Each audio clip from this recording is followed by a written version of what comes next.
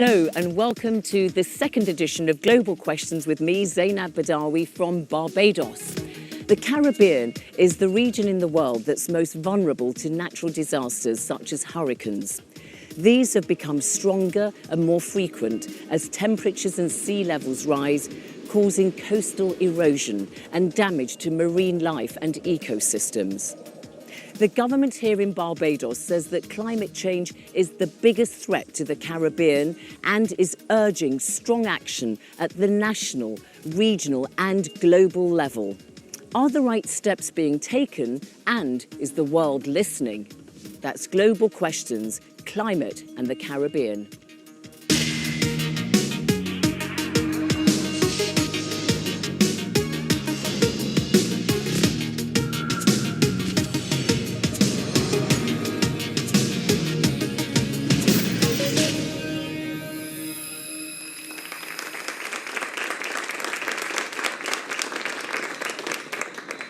Well, I'm now at the 18th century George Washington House, one of the finest and historic buildings here in the capital of Barbados, Bridgetown. And I'm joined by a local audience who are going to be putting their questions to my two panellists. Let me tell you who's in the hot seat. Well, Kirk Humphrey, you're the Minister of Maritime Affairs and the Blue Economy for Barbados. You've also held senior roles in international development agencies, and you believe that Caribbean countries need to come together as one to tackle climate change. So welcome to you. And Ashley Lashley, you're the founder of a campaign group called HEY, which stands for Healthy and Environmentally Friendly Youth, and you work with UNICEF, the UN Agency for Children and Young People.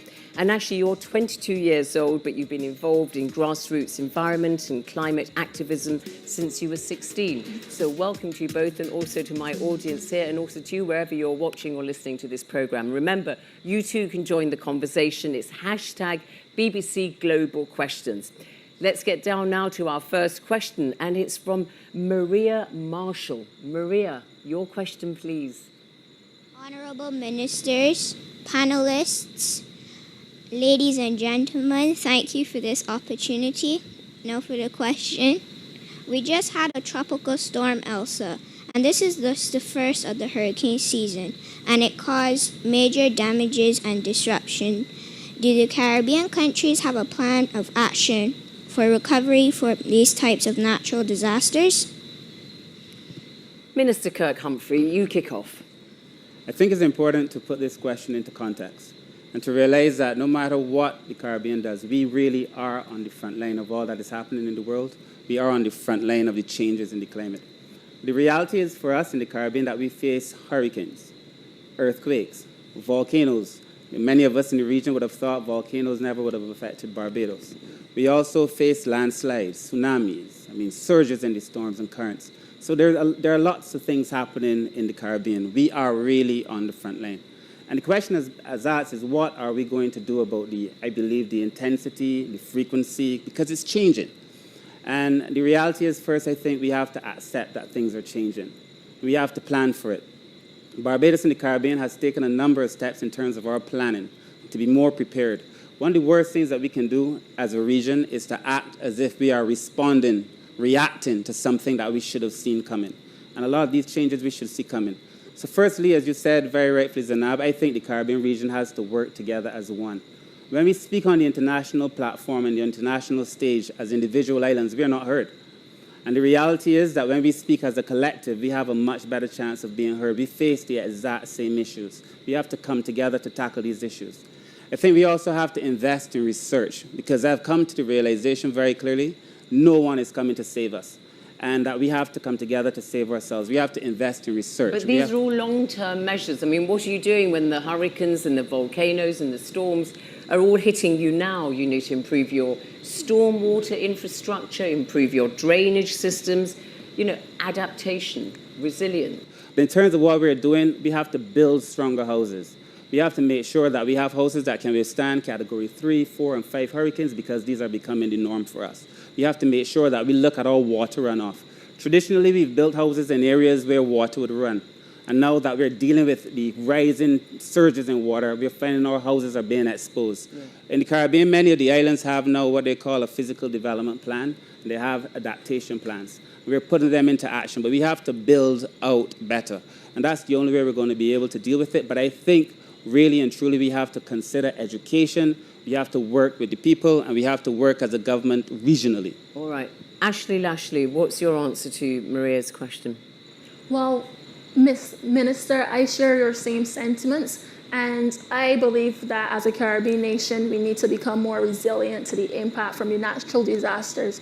I also believe that within our country, each individual ministry should have a mandate to deal with climate resilience and climate adaptation and mitigation. It needs to be a mandate because as people, we need to see more sensitization and awareness on these issues being brought to the fore. So I really believe that we need to do more to become more resilient as a small island developing nation to these natural disasters. Maria, do you want to respond to what you've heard Ashley and the Minister say? I would like to say that thank you for the answer, and I could have learned a thing or two from that. So impressive. 12 years old and an ardent climate activist. Thank you, Maria. Thank you. Let's go to our second question now, and it's from Raniko Bailey. Raniko. Where is the balance between boosting economic activity, for example, the expansion of the tourism industry, and environmental impacts of pollution, deforestation, and the disruption of ecosystems? Minister Kirk Humphrey, I mean, you've got to get the balance right. You want economic growth for the people here. You've got unemployment level of about 17%. Youth unemployment's even higher at 32%. You want to give people a decent living, but you don't want to do it at the expense of the environment. Yeah. So, again, let me thank you for your question as well.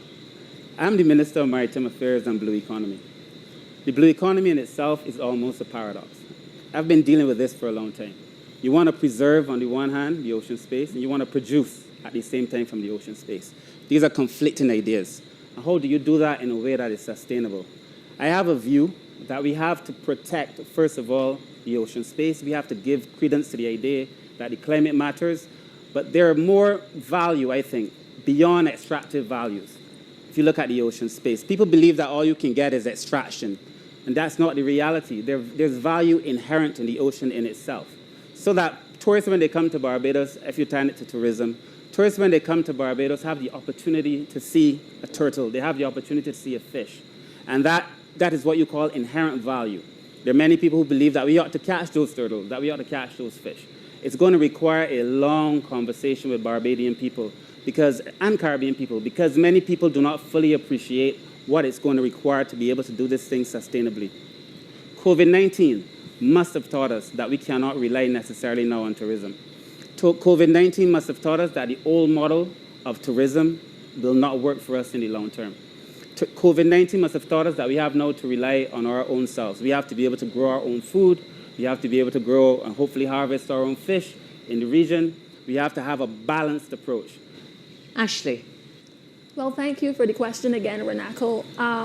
I agree with you, Mr. Minister. We really need to look at the diversification of our economies. And as it relates to Barbados, we're heavily dependent on the tourism.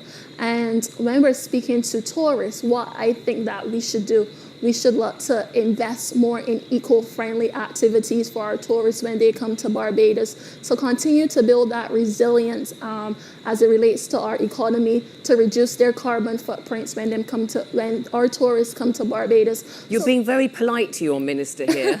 I mean, what you really want to say to him is, Minister, is our tourism sustainable enough? Is that right or not? Correct. Okay, Minister. Well, absolutely. Look, we've had a model of tourism that has worked for us. I mean, make no mistake about it, it worked for us.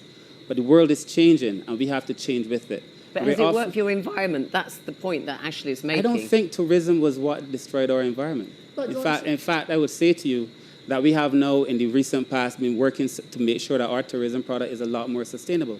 What we do need to have, and I agree, is some diversification. And I don't think we need to diversify to offer more tourism.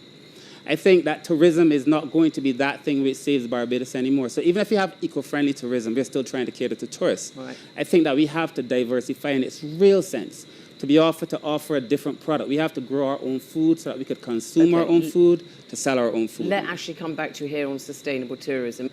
Although we're speaking about the diversification of our economy, we still have to remember that Barbados is heavily reliant on our tourism sector. So when we're speaking to the diversification of our economies, we have to look at, as a young person, we have to look at those jobs in which we can get from it, those new jobs we can get from the tourism sector when we're thinking about creating those eco-friendly and sustainable practices. But still, we have to look at a way that our tourism product can remain sustainable, because oftentimes our country is considered the land of sun, sea, and sand. So capitalizing on those three characteristics, I believe that Barbados can become the first eco-tourism country within the Caribbean. Okay, all right, let's go to our next question, and that's from Jalisa Critchlow-Augustin. Hi, good night, everyone. So my question is, given the impact of COVID-19 on the tourism sector, you can't only rely on tourism. So what are the plans for diversifying our economy, for example, fortifying agriculture to make it more profitable, more sustainable, and more attractive, especially to young people? Ashley, can you make agriculture interesting, attractive for young people like yourself? I believe we can, and that goes back to our educational system. I believe within our school system, from the primary schools here in Barbados, we should be looking at teaching our young persons how to plant more of what they consume. And it goes back to the level of sensitization and awareness and the education process to our young persons. So I really believe that agriculture, as it relates to the diversification of our economy, can play a major role as it relates to the diversification of our economies. It is a big problem for Barbados, isn't it, that 80% of the food consumed in Barbados has to come from outside. So can you make agriculture attractive to young people? Absolutely. I think the reality is that agriculture is, again, we're thinking in the old way. We have to reframe our thinking. The need to do vertical farming, bring technology into farming, bring new methodologies into farming, things that young people are naturally drawn to. You know, when people think of agriculture, they're thinking of a hoe and a fork and digging hard ground that's not very fertile. We're on another space, we're in another place. We're thinking of vertical farming, being able to use greenhouses more effectively. We're also recognizing that another area to diversify would be in medicinal marijuana. It's an opportunity for a number of locals in the region to be able to generate revenue, many in an area in which they have tremendous expertise, and to be able to then use that revenue to help the countries in the Caribbean region. I also recognize that we have to think sustainably, even as we discuss agriculture. We've been using a lot of products that were given to us from outside, from developed countries, containing significant amounts of disastrous nutrients, nitrogens and so on, phosphates and chemicals that have penetrated our ground, that remain in the environment for a number of years. And therefore, when we're thinking sustainably, again, I make the point, these cannot be ad hoc responses. We have to be able to look at these things and think scientifically. And there are a number of young people who are now thinking so differently about this in this space in relation to agriculture. Right. Can we make agriculture sexy? I definitely think so. Okay, let's go to our next question. Roland Waith, your question, please. We have earmarked a date for a complete green economy. How do we make that giant leap from the money-making fossil industries to renewable sources of energy? All right, let's come to you, Ashley, because the government says it wants to be carbon neutral by 2030 and it wants to be fossil-free in transport and electricity by 2030. So what's your response to Roland? Yeah. Some persons would say that it's a very ambitious move, but I honestly believe that ambition in this sense is a good thing, because as a small island developing state, we need to set that precedence on the international stage to see that transformation from developing nations to actually take the step in that right direction, because we're so prone to these natural disasters and these climatic events. So I love the idea of Barbados becoming fossil-free by the year 2030, and the level of ambition by our governments needs to be commended, especially coming from a small island developing state. So what I would love to see is that bigger nation states take these same ambitious steps in building their climate resilience and adaptation and mitigation processes. So you like the target. When you say it's ambitious, are you suggesting that it's not achievable? Well, I don't think it's achievable in the time frame that it was set. Minister Kirk Humphrey. Well, to answer the question specifically, I don't think we have a choice. You know, to be straight with you, we do not have a choice. And the reality is that this is an existential threat for the Caribbean. Either we do this or we don't do this. Either we survive or we don't survive. It's as simple as that for me. And I will begin where Ashley started.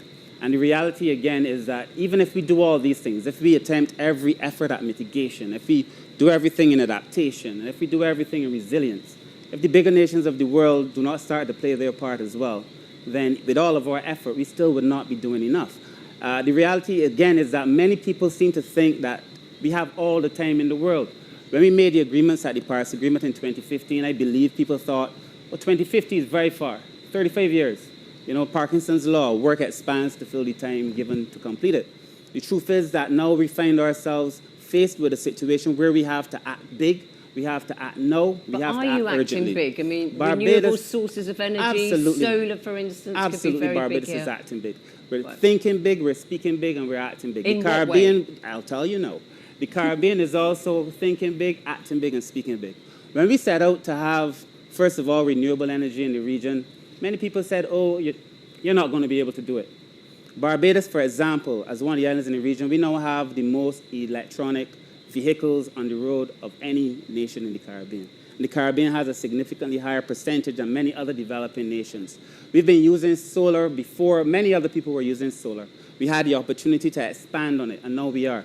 For example, if you were to pass any fish market in Barbados, if you pass many other areas in across the region, what you would see are a number of photovoltaics on the roof, because we realized we need now to be able to fuel our own energy from renewable sources. So will you achieve this target by 2030?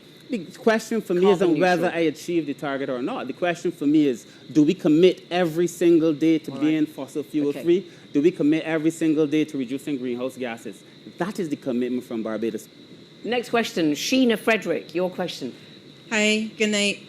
Does Barbados and the region have physical space to invest in a greener economy? I believe this would contribute to resilience and sustainability in our country. Thank you. Minister, so there are people in developing countries that say, look, the richer nations who are the big polluters need to step up to the plate and provide some funding for countries like Barbados. Is the money coming? Not the way that it should. Now, finance is going to be a big problem. Again, there were many commitments made, and we have not seen those commitments. I think at COP26, there's going to be and I want to begin again by thanking the Honourable Alok Sharma, because he is working very steadfastly. That's the British official politician in charge of COP26. Yeah, who will be the president going forward. We hope, for example, he's put financing on the agenda, mitigation, adaptation. He's put loss and damage. These are real conversations for the Caribbean. As we experience all these things in meaningful ways. But I'm concerned, of course, as anybody else, about the commitments that were made that weren't kept. All right, yeah. I mean, Alok Sharma has said that the Climate Fund has not received enough money to date. Ashley. I would love to see that sense of unity from our small island developing nations when they go to activities such as COP26, whereby they demand what I call environmental reparations, because what those G20 nations are doing to us as small island developing states is an injustice, because we're so vulnerable to the climatic events. So I really think we need to band together to really see that difference and bridge that gap as it relates to the adaptation and mitigation funding. Minister, I have a question to you based upon what you said. Do you think it can be done with our coral reef system being so heavily damaged at the moment as it relates to the physical space? Absolutely. I think one of the things we have to do, and we've been doing, is replenishing the coral stock in the region. That's why you see all of the islands in the region working to replenish coral. There's a coral restoration program in every single island in the Caribbean. So I believe the coral is not going to be the issue. Next question, please, from Penny Hynam. Balancing the insistent economic demands of the government with the critical needs of an island environment is a tough job. We've heard that. Everything you said tonight shows us that. Can we manage to speak with one voice across the Caribbean as we're all in the same boat? And can you provide the leadership that's needed here? We can, and we have. I don't think the question is speaking, and I don't want anybody in this room to walk away thinking that the Caribbean hasn't been speaking as one voice, or that small island states haven't been speaking as one voice. It would not be true. We have been for some time. The question is nobody's listening. The Prime Minister often makes the point that they see us as invisible, well, they don't see us, and dispensable. So we have to speak perhaps in a louder voice. We have to take charge at all these meetings we go to. But I don't want to blame the victim in this scenario. It is not that we are not speaking, and it is not that we are not speaking in one voice, because we have been. Right. Ashley, do you agree with that? Well, I think it's time that these larger nation states respond to us now. And if it's that sense of unity, then we really need to see those proactive measures being taken from those developing nations, because we are on the front lines of climate change every day.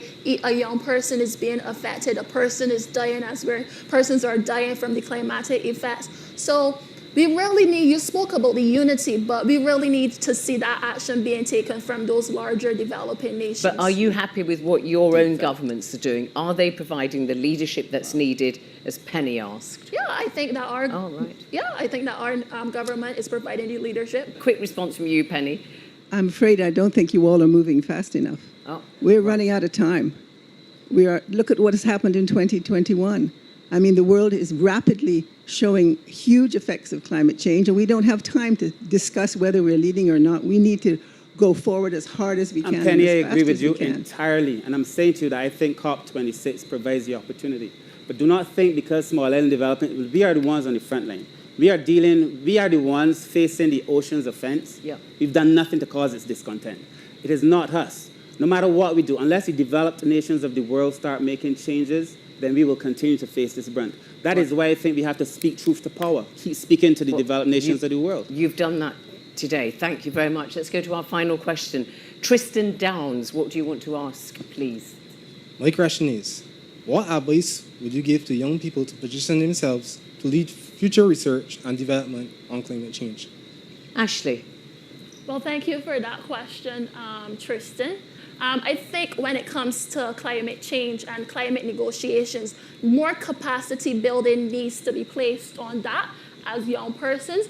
And I would really love to see that more young persons are involved in the climate negotiations processes when it comes to COP26. And I think when it comes to building that resilience as well, we really need to provide our young persons with the data to conduct the research and to be really engaged in the governmental processes regarding climate change. So, Minister, I would really love to see a youth desk being implemented within our governments. And I think that our government should look to focus on a Barbados Youth Climate Action Team, whereby us as young persons are engaging with you guys to really get that research and data in which you're speaking, to really build on our advocacy and our communication with other young persons. All right. Minister Kirk Humphrey. I want to make the point, I think in terms of real change, the young people who are changing the world aren't waiting for the government. Maria isn't sitting down waiting for the government. All the brilliant young people across the world, they're not waiting for the government. My advice would be do not wait for the government. I think we have to keep the government all over the region on their toes. And sometimes when you're brought inside the belly of the beast, you don't get to make the changes you would like.